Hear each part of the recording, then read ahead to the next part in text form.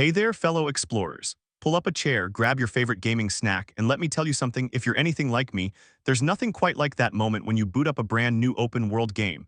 Take your first steps into an unknown landscape, and realize you're about to lose the next 80 hours of your life to pure, unadulterated adventure. I'm sharing 20 open-world PS5 games that have completely consumed my gaming soul, and trust me, some of these picks might surprise you. We're talking everything from sprawling fantasy epics to post-apocalyptic wastelands, from superhero playgrounds to medieval kingdoms that feel so real you can practically smell the tavern stew. So buckle up, because we're about to embark on a journey through some of the most incredible digital worlds ever created. And hey, if you end up adding half of these to your by the end of this video, don't say I didn't warn you. Number 1, The Witcher 3 Wild Hunt Complete Edition. Let's start with the king of open-world RPGs, shall we? The Witcher 3's PS5 Complete Edition is like revisiting an old friend who got a complete makeover. Except this friend now has ray-traced reflections and can load faster than you can say toss a coin to your Witcher. I've put over 200 hours into this game across different platforms, and every single time I boot it up, I discover something new. Whether it's a hidden treasure guarded by a particularly nasty griffin, or a side quest that starts with helping an old woman find her pan and somehow ends with you unraveling a decades-old murder mystery, this game just doesn't quit. The world of the continent feels lived in a way that few games achieve. Every village has its own personality, every NPC feels like they have their own story, and don't even get me started on the main involving. I'm not ashamed to admit I got genuinely emotional during some of those family moments. Combat-wise, it's all about preparation and timing. You're not just button mashing here, you're studying your enemies, brewing the right potions, applying the perfect oils to your silver sword. It makes every encounter feel strategic rather than chaotic. The only minor gripe, the inventory management can be a bit of a chore, but honestly, when you're this deep in such an incredible world, it's a small price to pay. Number 2, Ghost of Tsushima Director's Cut.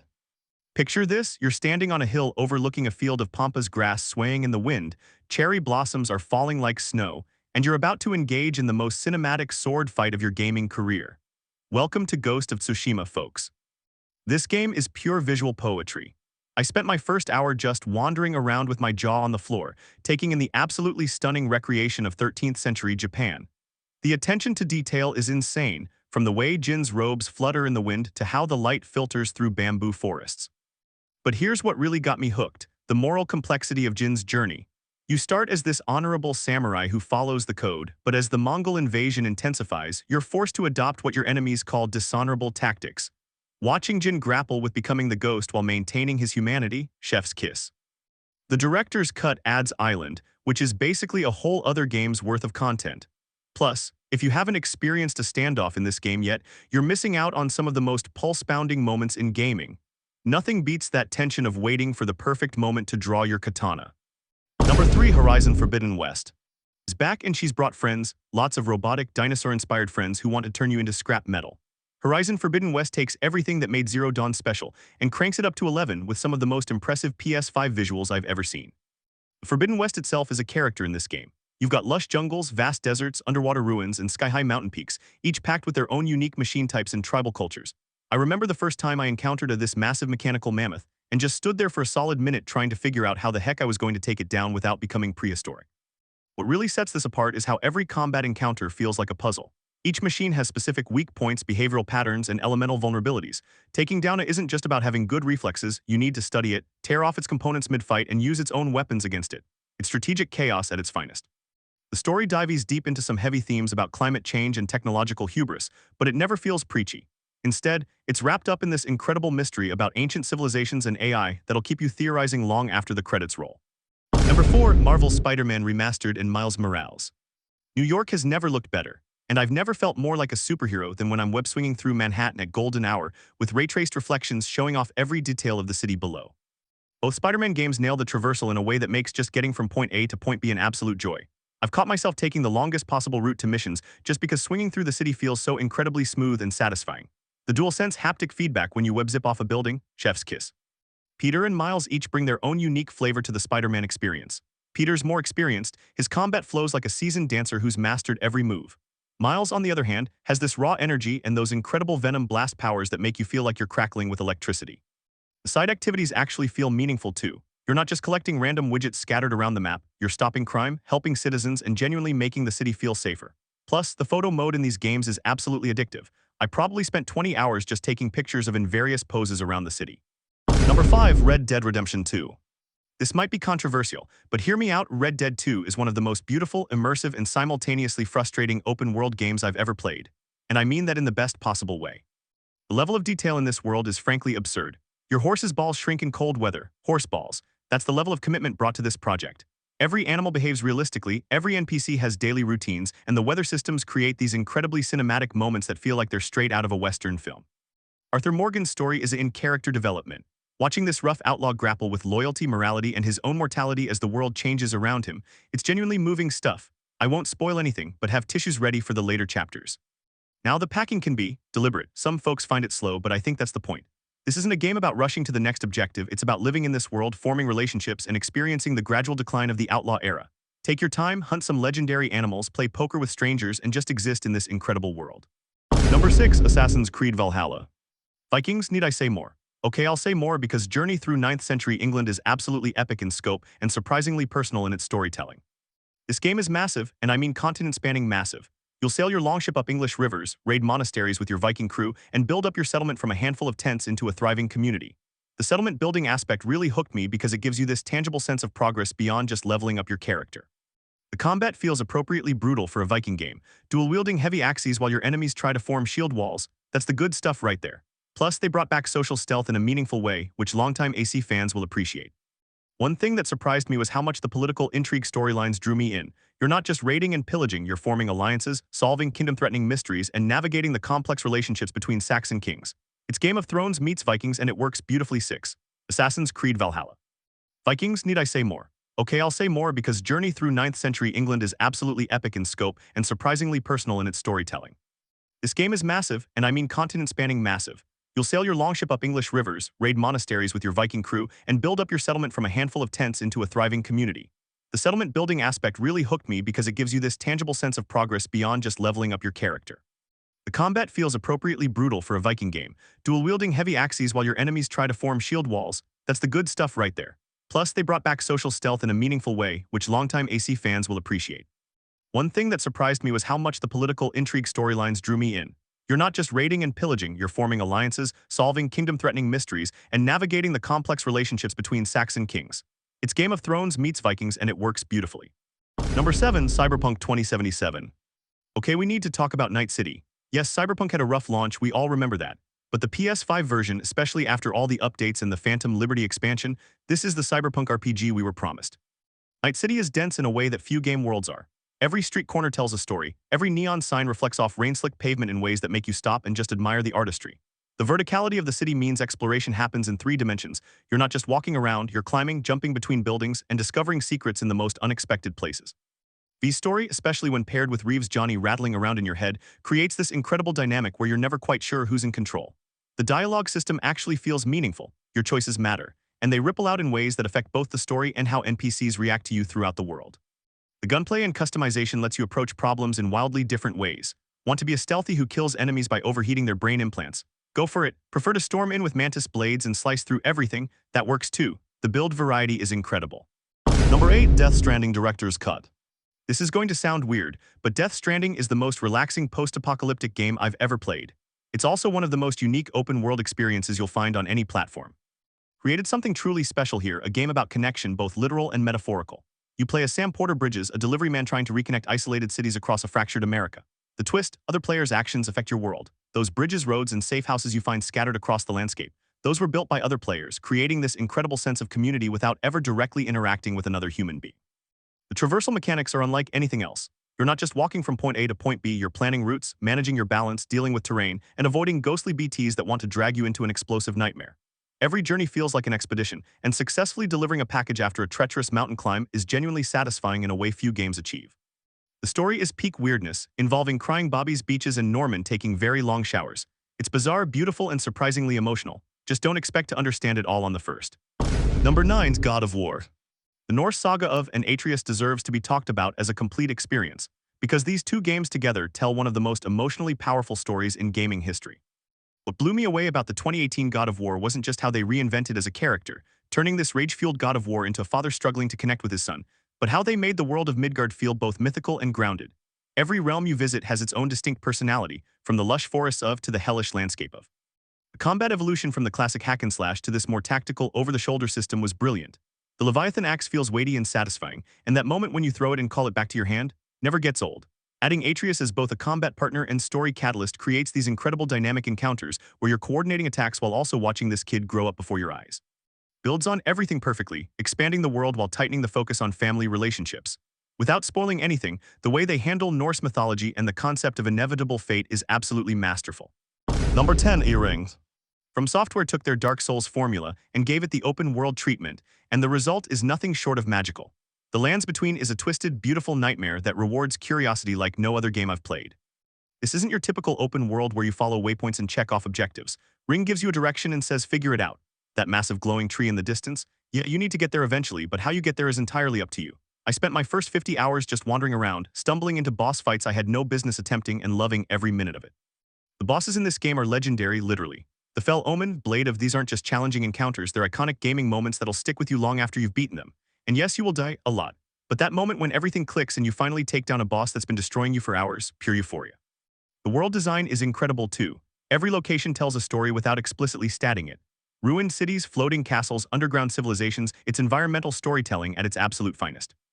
Number 11, imagine being stranded on an alien ocean planet where 95% of the world is underwater, and you have a deep-seated fear of the ocean. That was me going into, and somehow it became one of my favorite survival experiences ever.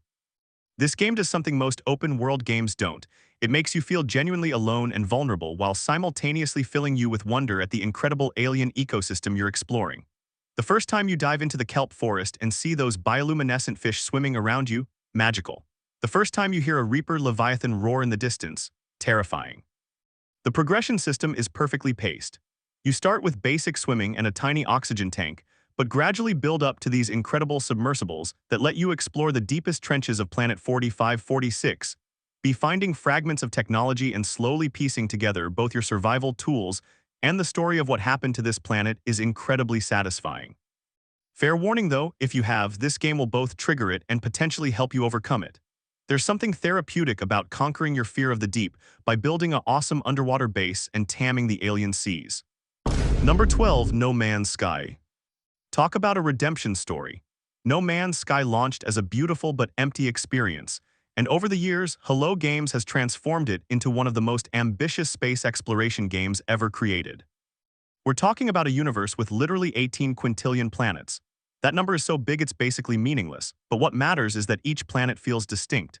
You've got frozen wastelands, toxic hellscapes, lush paradise worlds, and everything in between. The procedural generation creates these incredible moments where you crest a hill and see an alien landscape that no other human being has ever witnessed. The multiplayer aspects they've added make the universe feel less lonely too. You can build bases with friends, explore together, or just stumble upon someone else's construction on a random planet millions of light years from Earth. The community aspect is surprisingly strong for such a vast, empty universe. The vehicle variety keeps exploration fresh. You've got your trusty starship for system-to-system travel, for planetary exploration, and even underwater vehicles for those ocean worlds. Each one handles differently and opens up new exploration possibilities. Number 13, Horizon Zero Dawn Complete Edition. Even though Forbidden West is the newer, shinier entry, Zero Dawn deserves recognition as one of the best open-world debuts in recent memory. This is where we first met and fell in love with the concept of robot dinosaurs. The post-apocalyptic world where nature has reclaimed civilization while mechanical beasts roam the landscape is just endlessly fascinating. Every ruined building, every old world, every piece of ancient technology tells part of the larger story about what happened to our world. The way they gradually reveal the truth about the apocalypse is masterful storytelling. Herself is such a compelling protagonist. She's curious, determined, and just sarcastic enough to keep the dialogue from becoming too serious. Watching her uncover the truth about her origins while also solving the mystery of the machines is incredibly engaging. The complete edition includes the Frozen Wilds DLC, which adds an entirely new region with some of the most challenging machines in the entire series. If you thought regular were tough, wait until you meet. Number 14, Ghost Recon. Okay, this one might be controversial because had a rocky start, but hear me out, the current version, especially if you turn off all the gear score nonsense and play it as a pure tactical shooter, is actually incredible. is a gorgeous open world that feels like a real place. This isn't some war-torn wasteland, it's a high-tech paradise that's been taken over by rogue military forces. The contrast between the beautiful landscape and the tactical combat situations creates this unique atmosphere that really works. The survival elements, when enabled, add this layer of tension to exploration that I really appreciate. You're not just running from objective to objective, you're planning routes, setting up camp, managing resources, and approaching each encounter like an actual special forces operative. The co-op is where this game really shines though. Planning and executing missions with friends, coordinating drone strikes, setting up synchronized sniper shots, it's tactical shooter heaven when everything comes together. Number 15, Assassin's Creed Odyssey. Ancient Greece has never looked better, and mercenary adventure across the Greek islands is absolutely massive in scope. This game is basically Greek mythology meets open-world RPG, and it works beautifully. The Greek islands are stunning to explore. Each island has its own personality, from the sun-baked cliffs to the lush forests of the mainland. The water technology is incredible too. Diving for treasure in crystal-clear Mediterranean waters is just pure eye candy. The RPG elements are deeper than previous AC games, with branching dialogue choices that actually affect the story. Your version of the Eagle Bearer's journey will be different from mine based on the choices you make, and some of those choices have serious consequences that ripple throughout the entire experience. The mythological creatures you encounter, Cyclops, Minotaur, Medusa, these aren't just boss fights, they're legendary encounters that feel appropriately epic. Taking down the Minotaur in its labyrinth is a gaming moment I'll never forget. Number 16, Days Gone. Zombie games are a dime a dozen, but Days Gone does something different by focusing on massive hordes that can number in the hundreds. The first time you see a horde flowing down a hillside like a living tsunami of death, you'll understand why this game is special. Playing as Deacon John, a motorcycle-riding bounty hunter in post-apocalyptic Oregon, creates this unique blend of biker culture and survival horror that really works. Your bike isn't just transportation, it's your lifeline, your mobile base, and your ticket to freedom when things go sideways. The world feels appropriately dangerous and desolate. This isn't just zombie-infested wilderness. It's a complex ecosystem of human settlements, marauder camps, and infected territories. Each area requires different approaches and preparation, keeping the exploration fresh throughout the 50-plus-hour campaign. The story, while starting a bit slow, develops into this incredibly personal tale about love, loss, and finding hope in a hopeless world. Deacon's relationship with his missing wife Sarah drives the narrative in ways that kept me invested even during the slower moments. Number 17, Watch Dogs Legion. London has fallen to private military contractors and authoritarian surveillance, but the resistance is everyone and no one at the same time. Legion's play-as-anyone system is more than just a gimmick, it fundamentally changes how you approach the open world. Every NPC in London can potentially join your resistance movement, and each brings their own unique skills, voice, and personality to the team. Your getaway driver might be a 70-year-old grandmother with a passion for street racing, or your infiltration specialist could be a beekeeping enthusiast who happens to be great at hacking. The variety keeps things fresh and encourages you to think creatively about mission approaches. Near-future London is incredibly detailed and feels authentically British, from the architecture to the humor to the social commentary.